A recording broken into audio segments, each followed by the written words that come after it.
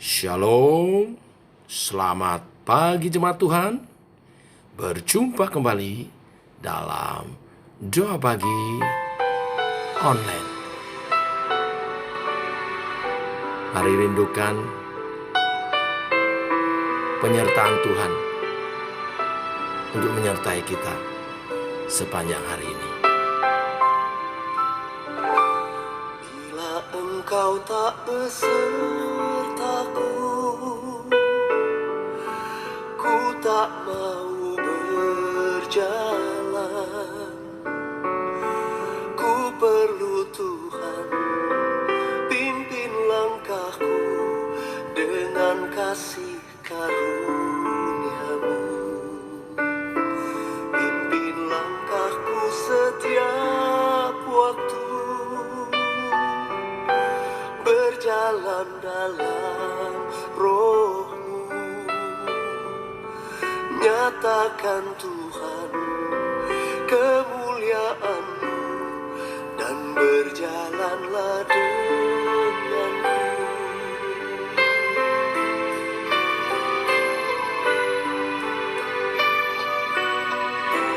Bila engkau tak besertaku,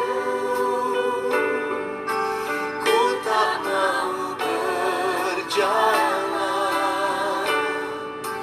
Ku perlu Tuhan, pimpin langkahku dengan kasih karunia-Mu. Pimpin langkahku setiap waktu, berjalan dalam Roh-Mu. Nyatakan Tuhan kemuliaan-Mu dan berjalanlah denganku.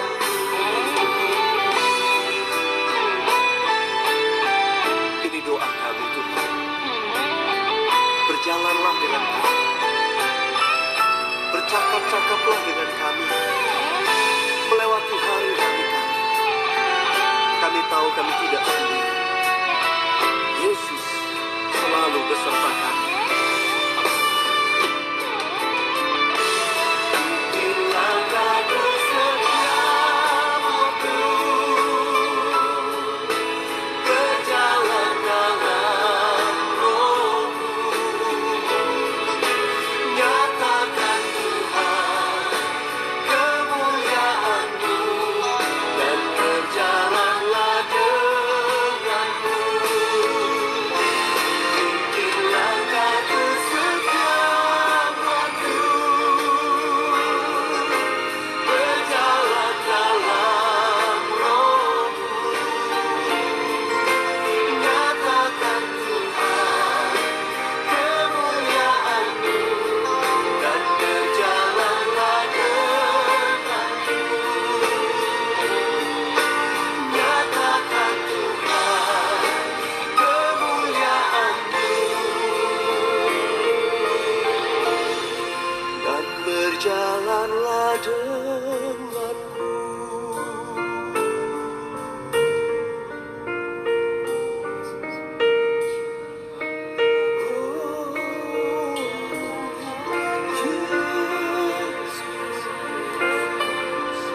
Berjalanlah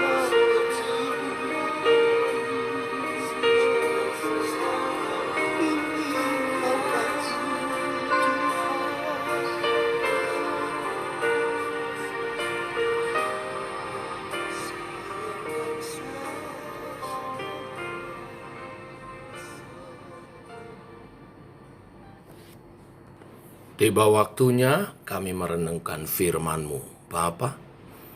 Firman-Mu adalah suluh dan terang bagi jalan kami. Pimpin langkah kami sesuai kebenaran firman-Mu. Dalam nama Tuhan Yesus Kristus. Amin. Bapak Ibu, kita lanjutkan renungan firman Tuhan pada pagi hari ini. Saya beri judul renungan pada pagi hari ini, jangan berjalan menurut pengertianmu sendiri. 1 Samuel 28 ayat 3 sampai yang ke-25. Demikian firman Tuhan. Adapun Samuel sudah mati, Seluruh orang Israel sudah meratapi dia, dan mereka telah menguburkan dia di Rama, di kotanya. Dan Saul telah menyingkirkan dari dalam negeri para pemanggil arwah dan roh peramal. Orang Filistin itu berkumpul, lalu bergerak maju dan berkemah dekat Sunem. Saul mengumpulkan seluruh orang Israel, lalu mereka berkemah di Gilboa. Ketika Saul melihat tentara Filistin itu, maka takutlah ia dan hatinya sangat gemetar. Dan Saul bertanya kepada Tuhan, tetapi Tuhan tidak menjawab dia, baik dengan mimpi, baik dengan Urim, baik dengan perantaraan para nabi. Lalu berkatalah Saul kepada para pegawainya, carilah bagiku seorang perempuan yang sanggup memanggil arwah, maka aku hendak pergi kepadanya dan meminta petunjuk kepadanya. Para pegawainya menjawab dia, di Endor ada seorang perempuan yang sanggup memanggil arwah. Lalu menyamarlah Saul, ia mengenakan pakaian lain, dan pergilah ia dengan 2 orang. Ketika mereka pada waktu malam sampai kepada perempuan itu, berkatalah Saul, cobalah engkau menenung bagiku dengan perantaraan arwah, dan panggillah supaya muncul kepadaku orang yang akan kusebut kepadamu. Tetapi perempuan itu menjawabnya, tentu engkau mengetahui apa yang diperbuat Saul, bahwa ia telah melenyapkan dari dalam negeri para pemanggil arwah dan roh peramal. Mengapa engkau memasang jerat terhadap nyawaku untuk membunuh aku? Lalu bersumpahlah Saul kepadanya, demi Tuhan, katanya, demi Tuhan yang hidup, tidak akan ada kesalahan tertimpa kepadamu karena perkaramu ini. Sesudah itu bertanyalah perempuan itu, siapakah yang harus kupanggil supaya muncul kepadamu? Jawabnya, panggillah Samuel supaya muncul kepadaku. Ketika perempuan itu melihat Samuel, berteriaklah ia dengan suara nyaring. Lalu perempuan itu berkata kepada Saul, demikian, mengapa engkau menipu aku? Engkau sendirilah Saul. Maka berbicara raja kepadanya, janganlah takut, tetapi apakah yang kau lihat? Perempuan itu menjawab Saul, aku melihat sesuatu yang ilahi muncul dari dalam bumi. Kemudian bertanyalah ia kepada perempuan itu, bagaimana rupanya? Jawabnya, ada seorang tua muncul, berselubungkan jubah. Maka tahulah Saul bahwa itulah Samuel. Lalu berlututlah ia dengan mukanya sampai ke tanah dan sujud menyembah. Sesudah itu berbicaralah Samuel kepada Saul, mengapa engkau mengganggu aku dengan memanggil aku muncul?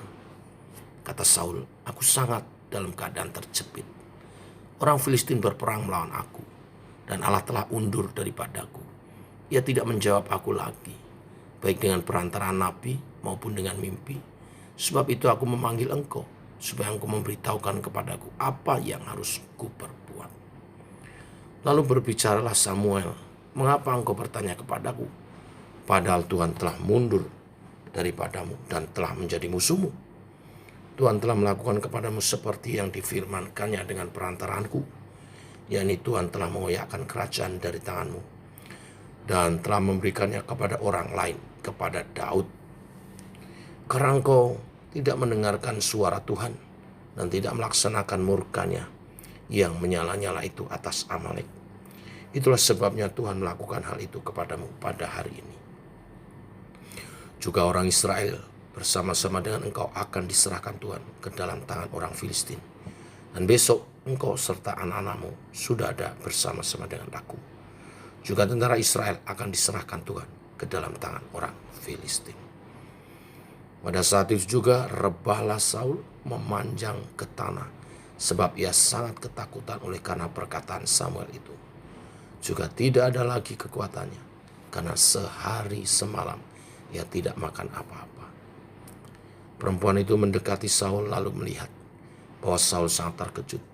Kemudian berkatalah perempuan itu kepadanya, lihat, budakmu ini telah mendengar permintaanmu. Aku telah mempertaruhkan nyawaku dan mendengarkan perkataan yang kau katakan kepadaku. Oleh sebab itu, kiranya engkau pun mendengarkan permintaan budakmu ini. Izinkanlah aku menyajikan bagimu sepotong roti. Makanlah supaya ada kekuatanmu apabila engkau berjalan pulang. Tetapi Saul menolak dan berkata, aku tidak mau makan.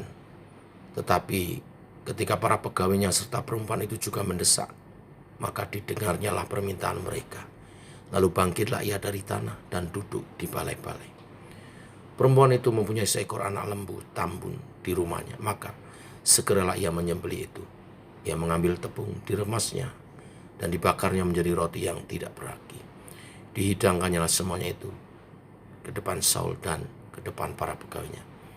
Lalu mereka makan, kemudian bangkitlah mereka dan pergi pada malam itu juga. Bapak Ibu, setelah beberapa pasal kita membahas tentang kehidupan Daud, hari ini kita akan beralih fokus kepada kehidupan Saul. Berbeda dengan Daud, kehidupan Saul semakin menurun. Baik pamornya, kekuatannya, keberaniannya, juga pengurapannya.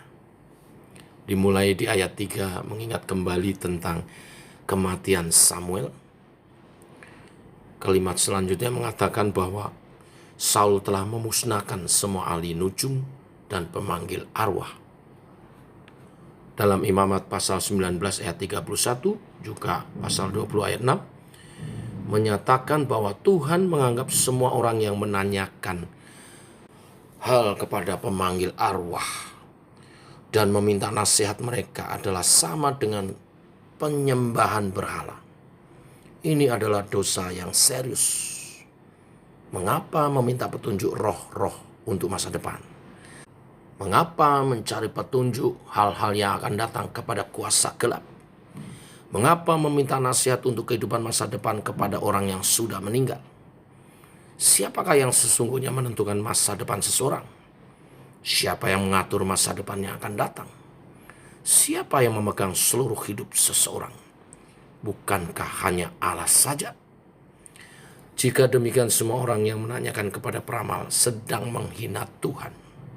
Karena peramal juga adalah ciptaan Tuhan yang sebenarnya tidak mempunyai kuasa apa-apa akan waktu dan masa depan. Kita diingatkan pagi hari ini, jangan pernah minta petunjuk peramal. Karena masa depan kita ada di tangan Tuhan.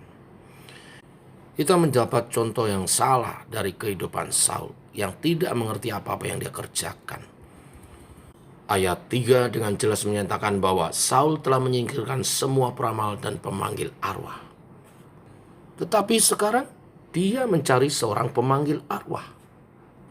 Ini sangat aneh, menunjukkan apa yang dia kerjakan sesungguhnya tidak benar-benar keluar dari komitmen hati yang murni, yang takut akan Tuhan, yang mengerti kebenaran firman-Nya. Dan motivasinya memanggil Samuel sesungguhnya bukan karena dia membutuhkan Tuhan, tetapi karena dia takut kalah dengan Filistin. Dia takut kalau dirinya akan dijatuhkan. Selanjutnya mungkin menjadi pertanyaan bagi setiap kita, mengapa arwah Samuel bisa dimunculkan? Bapak Ibu, hal ini harus dipahami dengan benar. Saya yakin percaya Nabi Tuhan, rasul-rasul, bahkan juga hamba-hamba Tuhan, rohnya tidak bisa diatur oleh peramal, tidak bisa dipanggil begitu saja. Jadi kenapa bisa muncul? Karena Tuhanlah yang memunculkan kembali Samuel untuk memang bertemu dengan Saul. Oleh sebab itu kejadian ini begitu mengagetkan si pemanggil arwah itu, sehingga dikatakan dia berteriak dengan keras. Mengapa? Karena berbeda dengan kejadian biasanya dia memanggil arwah. Kebiasaan para pemanggil arwah, mereka berbicara atas nama arwah itu, atau mereka akan kerasukan arwah itu, atau pura-pura kerasukan. Tetapi yang terjadi saat itu, Samuel betul-betul muncul. Jadi harus dipahami bukan karena dipanggil, tetapi Tuhan sendiri yang memunculkan Samuel untuk berbicara kepada Saul. Tuhanlah yang memunculkan Samuel. Seperti Tuhan pernah memunculkan Musa dan Elia di dalam Matius 17 ayat 3 dalam peristiwa transfigurasi Tuhan Yesus. Dua kemunculan ini, baik dalam 1 Samuel maupun dalam Matius, menunjukkan kedaulatan Allah atas dunia orang mati. Tapi perlu dipahami, peristiwa kemunculan arwah Samuel tidak berarti Tuhan mengubah kebenaran firman bahwa dia membenci orang yang berkomunikasi dengan arwah orang mati. Komunikasi dengan arwah adalah kejijikan bagi Tuhan. Ya, ditulis dalam Imamat 19 ayat 31, Imamat 20 ayat 6. Jadi tetap tidak boleh. Lalu mengapa Tuhan mengizinkan? Tuhan mengizinkan untuk sekali lagi Saul diingatkan tentang firman nubuat yang Samuel pernah sampaikan. Ya, saya baca ayat 17 sekali lagi, 18-19. Tuhan telah melakukan kepadamu seperti yang difirmankannya dengan perantaranku. Dan Tuhan telah mengoyakkan kerajaan dari tanganmu dan telah memberikannya kepada orang lain, kepada Daud. Karena engkau tidak mendengarkan suara Tuhan dan tidak melaksanakan murkanya yang bernyala-nyala itu atas Amalek, itulah sebabnya Tuhan melakukan hal itu kepadamu pada hari ini. Juga orang Israel bersama-sama dengan engkau akan diserahkan Tuhan ke dalam tangan orang Filistin. Dan besok engkau serta anak-anakmu sudah ada bersama-sama dengan daku. Juga tentara Israel akan diserahkan Tuhan ke dalam tangan orang Filistin. Jadi tujuan Tuhan mengizinkan arwah Samuel muncul dan menjumpai Saul sekali lagi mengingatkan firman nubuat yang telah dia sampaikan, sekaligus menyampaikan nubuatan terakhir tentang kematian Saul dan keluarganya. Apa yang kita bisa ambil dari kisah ini? Nah, ini yang penting Bapak Ibu. Yang kita bisa ambil dari kisah ini adalah jangan berjalan menurut pemikiran kita sendiri. Kita yang telah menjadi anak-anak Tuhan, terlebih kita yang telah menerima pengurapan yang dari Tuhan, seharusnya kita menjalani kehidupan kita atas dasar petunjuk dan kebenaran firman Tuhan. Kemerosotan kehidupan Saul dimulai saat dia mulai menonjolkan egonya dan berjalan menurut pemikirannya sendiri, menabrak semua aturan-aturan yang Tuhan buat melalui hambanya Samuel. Tidak sabar, lebih menuruti keinginan hatinya daripada taat kepada Tuhan. Saat itulah Tuhan undur dalam kehidupan Saul dan kehidupannya makin merosot. Sampai detik terakhir Tuhan izinkan Samuel menemui Saul pun seharusnya sikap dia adalah menunjukkan pertobatannya. Dan bila dia harus mati dalam peperangan melawan si Filistin pun, biarlah dia mati sebagai raja yang bertobat. Tapi sayang kita tidak melihat kisah pertobatannya. Berbeda dengan Daud. Kita tahu Daud tidak lepas dari kesalahan, tapi dia selalu memperbarui imannya dalam pertobatan di hadirat Tuhan. Inilah kebenaran firman Tuhan hari ini. Jangan berjalan menurut pemikiran kita sendiri. Tetap bersandar kepada Tuhan, kepada kebenaran firman-Nya, dan terus hidup dalam pertobatan kita. Tuhan memberkati. Mari kita berdoa. Bapa, kami mengucap syukur oleh kasih dan anugerah-Mu. Engkau berfirman hari ini sebelum kami mengawali kegiatan kami, supaya kami tidak berjalan menurut pemikiran kami sendiri. Kami umat-Mu yang telah Engkau tebus.